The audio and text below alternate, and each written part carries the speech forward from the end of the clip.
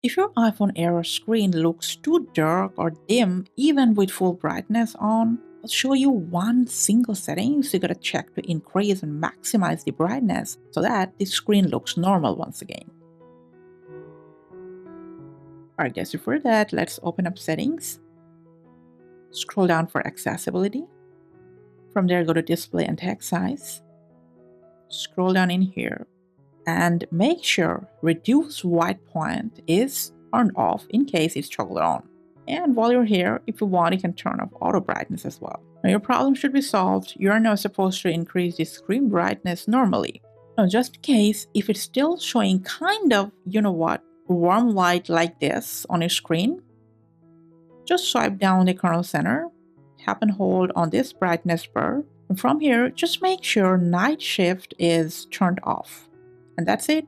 From now on, you'll be able to trigger the screen brightness up to the maximum level. Thanks for watching.